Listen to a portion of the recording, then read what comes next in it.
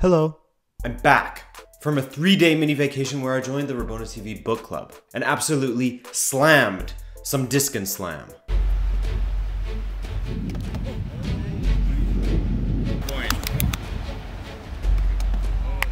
You guys want to talk some transfers? What up? I'm Adrian and welcome to Rabona TV's Transfer Talk, where we, well, I'm sure you can guess. Of course, this is mainly just a show to talk about rumors, deals that seem likely, whack rumors, all sorts. We'll talk about them, see how likely or unlikely they are, if they make sense for the teams involved, etc. You know the drill. All this to say, no! I am not claiming that 100% of these transfers will 100% happen. We're just talking about potential transfers, people. We're just going off what's reported in the news. I try my best to differentiate what's rumor and what isn't for the most part. Just consider everything unconfirmed until, well, they're confirmed. Until you see the player with the kit up. Speaking of which, as I'm making this video, Alisson is still technically a Roma player. However, according to Fabrizio Romano, a Sky Sports journalist who works under the very trustworthy Gianluca Di Marzio, he claims that there is a total agreement between Liverpool, Roma, and Alisson, aka every party involved is happy and with the numbers, and, well, Alisson's wife is okay with moving to Liverpool now, as that was initially seen as a speed bump in this transfer, hence why the move to Chelsea seemed to be more likely for a little bit. In the end though, both Romano and The Guardian have reported that Liverpool have signed the Brazilian number 1 for £66.9 million or 75 million euros, which is of course a world record for a goalkeeper. So that means that Liverpool will have the most expensive defender of all time in Virgil van Dijk and the most expensive keeper of all time in Alisson, which of course has led to this old quote from Jurgen Klopp being dug up and paraded around when he said, quote, "Clubs can go out and spend more money and collect top players. I want to do it differently. I would even do it differently if I could spend that money. The day that this is football, I'm not in a job anymore." No, don't. For your own good, don't sit on a high horse, Jurgen, because the internet never forgets and you look like a complete bozo. I have no problems with money being spent in football. Well, I mean, let me rephrase that. Spending money to win titles is the norm now in football, so I don't condemn Liverpool at all for it, but it is a little bit funny to see how the access to funds and the pressure to win titles can really change someone's stance on things. Even someone like Jurgen Klopp, who was trying to high horse it before. You can't high horse it in football, man, if you want to win. It's a lot less likely if you don't. Anyways, this is a great move for Liverpool as clearly Karius can't cut it. We saw it in the Champions League final, and he's shown signs of PTSD in pre-season as well. It's really unfortunate for Karius as he was quite good for Liverpool from around Christmas all the way until the Champions League semi-finals. Even in the final, he made a few great saves for Liverpool, but hopefully he can come back from this bad moment in his career and he'll be all the better for it. But with Alisson now at Liverpool, I don't think Karius will be around for many more seasons. So, Liverpool fans, is this it? Is this the final piece of the pie in order to take your team to the top, considering the massive improvements already made in the midfield positions? Let me know in the comment section. Alright, let's stick to keepers for the moment and talk about Thibaut Courtois. Even before his Golden Glove winning performances for Belgium, there were rumors abound that Courtois wanted a move to Real Madrid. There was even a joke going around in Spain that Florentino Perez was having to stop answering the door given how often Courtois was offering himself to Madrid. Whether that's true or not, I don't know, but it's a funny image. Well, apparently Chelsea are okay with letting him go, and the agreed upon fee is a shocking, rumored £35 million. If Alisson is going for 75 million euros, then Courtois for 35 million pounds, it's the steal of the century. I don't know if I believe that number necessarily, but it has been widely reported by news agencies such as RMC Sport. And given that Courtois is going into the final year of his contract, Chelsea could be forced into letting him go for that much. Otherwise, they risk losing him on a free. That's whack. The fact that Real Madrid are focusing on bringing in a keeper is strange to me, given that they have other areas of the pitch that could use some reinforcements, more so than between the posts. And Keylor Navas, while he does have a potential clanger in him, for the most part has been incredible for Real Madrid since he took up the number 1 position. While he does make some big mistakes once in a while, he also made some tournament-preserving saves for Real Madrid in the Champions League, not only this season, but in seasons past as well. So, hey, I mean, I don't know. They could just be going for Courtois due to him being available at that low of a price, if it really is 35 million-ish pounds. But they could also be doing so in order to also attract Eden Hazard to the club. How? Well, let me tell ya. Now, there's been reports by news agencies in Spain such as El Primer Palo and Vicente Aspitarte that say that Real Madrid won't be bringing in any Galacticos this summer. Not Neymar, not Hazard, no Mbappe, no Kane, none of them.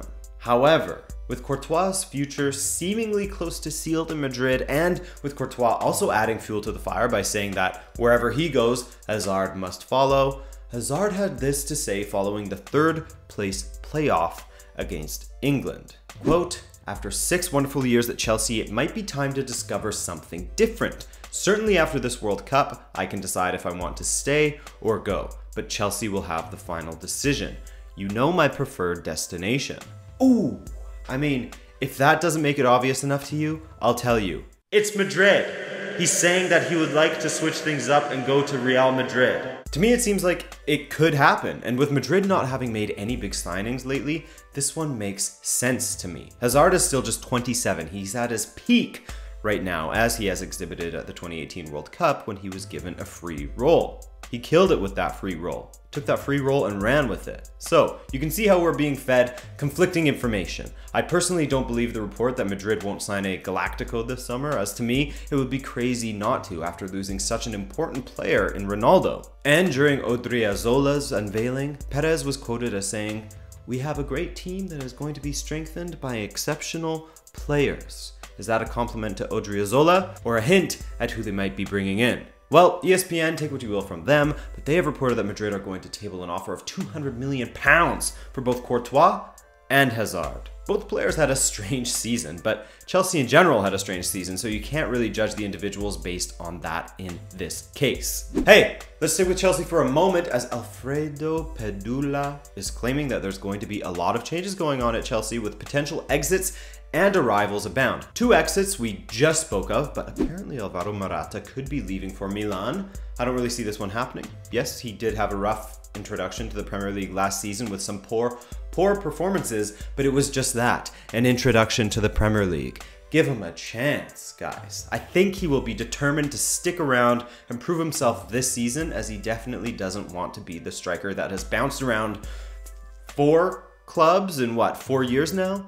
Juve, Real, Chelsea, then Milan. Yeah, 4 clubs in 4 years. All big clubs still, but it's not a good look. So I think he wants to be a 3 club in 4 years guy. You know, just do Juve, Real Madrid, Chelsea. Forget about the Milan little vacation there. Now, as far as arrivals go, the rumor of Gonzalo Higuain and his reported move to Chelsea just won't go away.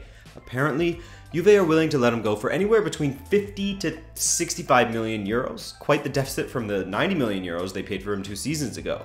I mean, I personally am of the opinion that Allegri will want to hold on to Higuain and try playing with both Ronaldo and Gonzalo up front, with Dybala floating around behind them. But, I mean, we'll see. Maybe they feel like they've gotten all that they can out of Higuain and they want to recoup some of the cash from that Ronaldo purchase. Know what I'm saying? I don't know. What do you think, Juve fans? Keep Higuain? Cash in on him? Which? And finally, one of the breakout players of the World Cup, Alexander Golovin, has apparently declined a move to Monaco in favor of joining Chelsea, as Juve have dropped out of the race to sign him. To me personally, he didn't really make sense as a signing for Juve, given the talent they boast in midfield and on the wings already. But when has that ever stopped a team from making a signing in the past? Now, let's switch to Barcelona, as they are apparently willing to let go of Andre Gomes. I know it's crazy, but they are willing to do it. Apparently, there is even an agreement in place for the Portuguese midfielder's transfer to Arsenal, as Unai Emery is apparently a big fan of the kid. I mean, I really don't know how I feel about this one, to be completely honest with you. As a Benfica fan, and having seen what he was capable of when he was with Benfica, I know that there's a quality player in there somewhere, and we still saw some of that quality player at Valencia. But, in my opinion, he moved way too soon from Benfica, as most Benfica talent has done lately. Renato Sanchez, anyone? And he moved from Valencia to Barcelona for far too soon as well. And I mean, he was voted as the worst signing of the season in La Liga in the 2016-17 season. He was also crap for Portugal in Euro 2016 and the Confederations Cup in 2017, thus not even making the squad for the World Cup this summer. But still, there has to be a glimmer of a good player in there somewhere, and maybe Emery could be the guy to bring it out of him. Don't hold your breath on that, but it is always a possibility. Barcelona, by the way, said they want the deal concluded this week. So you could potentially hold your breath for that if you feel like holding your breath for something. I don't know. I don't know how good you are at holding your breath. What am I talking about? This is going nowhere. Anyways, guys, there's tons we could talk about, like how Willian could be going to Barcelona for 80 million euros, or how Juve have apparently signed Diego Godin and sold Rugani to Chelsea, and much more. But let's let time do its thing and see some more substantial news in the coming days. Yes, this was my soft return to creating content for you guys. Don't worry, I have some other things up my sleeve. Sort of like the Benzema video, some funny, some FIFA, some predictions, and some transfers sprinkled in there throughout. Alright, so stick around. Cool! I want to thank you for watching this video. Be sure to comment below with your thoughts on the transfers, and subscribe if you are new to the channel. I appreciate you, and I'll see you later.